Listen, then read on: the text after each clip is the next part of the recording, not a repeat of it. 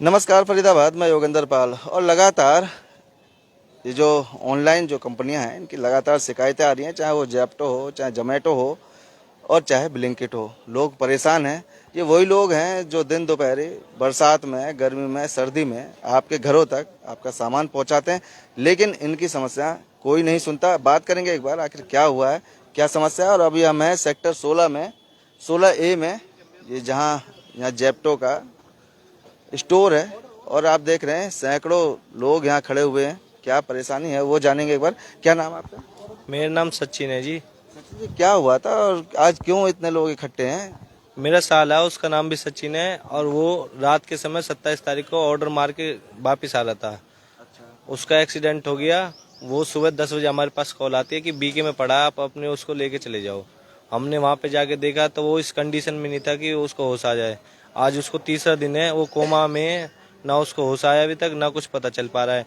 मैं कल इधर आया था जेप्टो के उसमें, तो इन्होंने मुझसे कल बोला है कि आपकी मैंने ईमेल डाल दी है, आपके पास हमारी टीम आएगी और आपका पैसा क्लेम हो जाएगा। और ऐसा अभी तक कुछ नहीं हो, 24 घंटे से ऊपर हो गया, ना तो कोई आया, ना कोई हमसे मिला, ना इन्होंने किसी पैसे देने की बात करी अभी तक।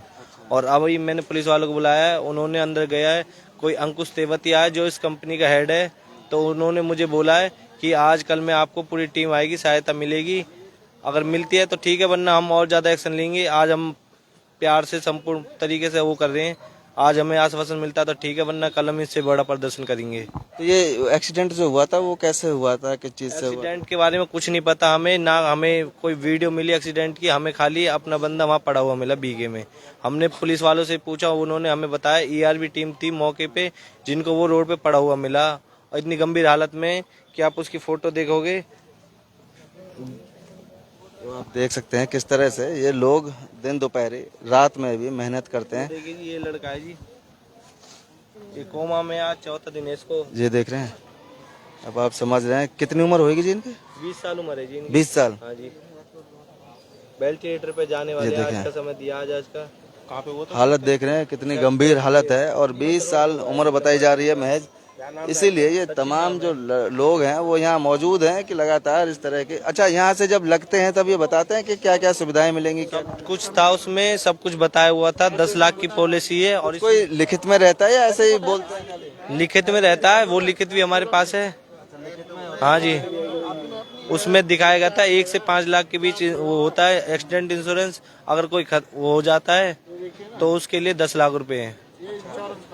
इसका भाई दूसरा फोटो दिखा दो। इंश्योरेंस कार्ड है ना, ये देखो बकायदा लिखा हुआ। ये देख रहे हैं एक्सीडेंटल केस पे 10 लाख तक का और 1 लाख हॉस्पिटलाइजेशन का। मतलब है। हाँ, तो ये देख रहे हैं, उसके बावजूद भी कोई सुविधा नहीं दी जाती। और सबसे बड़ी बात यह है कि जहाँ ये लोग काम करते हैं, इनके साथ कभी कोई हादसा हो जाता है तो वो लोग वहाँ नहीं पहुँचते, मौके पर भी नहीं जाते। और जहाँ सुविधा ही नहीं है इनका।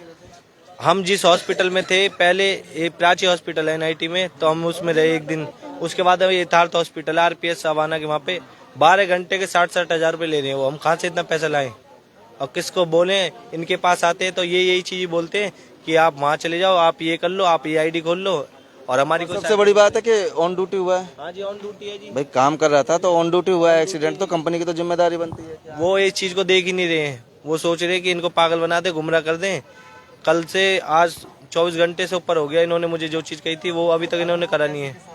अभी जी वो यहाँ से आगरा रेफर कर दिया है।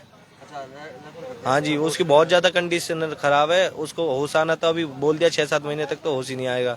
कुछ बोला बताया कुछ नहीं, उसने कुछ बताया ही नहीं कैसे क्या हुआ था। वो जी उसी टाइम से, जिस टाइम से हुआ एक्सीडेंट, उस टाइम से बेहोश है वो। पता नहीं लगा कि हुआ कैसे। हाँ जी, पुलिस वालों ने, पूरी ईआरबी टीम ने भी सहायता करी थी। उन्होंने वहाँ पे ढूंढा, फुटेज वगैरह खंगाले, उसमें ऐसा कुछ आया नहीं जिसमें उसका पता चला एक्सीडेंट कैसे हुआ। क्योंकि जिस एरिया में एक्सीडेंट हुआ है उस एरिया में कैमरे नहीं थे। मथ रोड के में बीचों बीच हुआ, जो हनुमान मंदिर मतलब वो जिंदगी मौत के बीच में जूझ रहा है। बिल्कुल एकदम यही बात है जी। अभी बीके में मैनेजर अंदर है जी, वो तो मोहित, वो तो हमारी तरह है जी।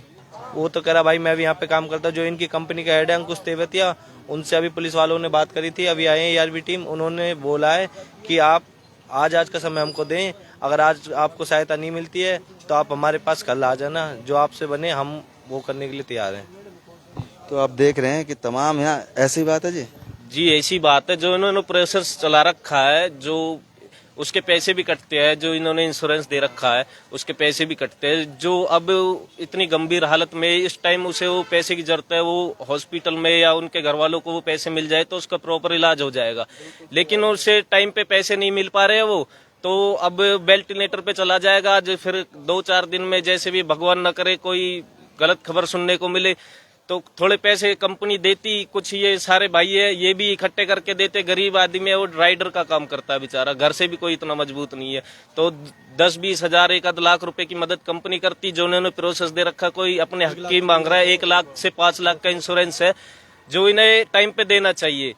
अभी ये कंपनी आज से पहले 2-3 राइडरों के साथ भी ये हुआ है, तो अभी तक किसी को इन्होंने वो दिया नहीं है। बाकी पैसे इंश्योरेंस के ये लोग काटते हैं, ठीक है जी, किसी भी राइडर के साथ ये सही करती है। हाँ, वो TSD वगैरह वो सारी चीजें इसमें कटती है, जो कि ये कंपनी गलत करती है।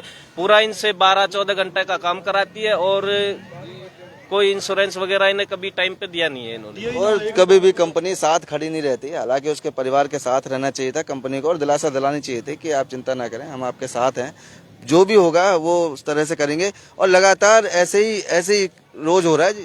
हाँ जी, रोज क्या कोई ना कोई हो ही जाता है। ज्यादा तो महीना में 2 एक्सीडेंट पक्के हैं। अब क्योंकि ये आईडी बंद कर दे, मैं अगर कोई ऑर्डर लेके नहीं आएगा जल्दी सी तो आईडी बंद कर दे, राइडर अपने आईडी के चक्कर में जल्दी भागे।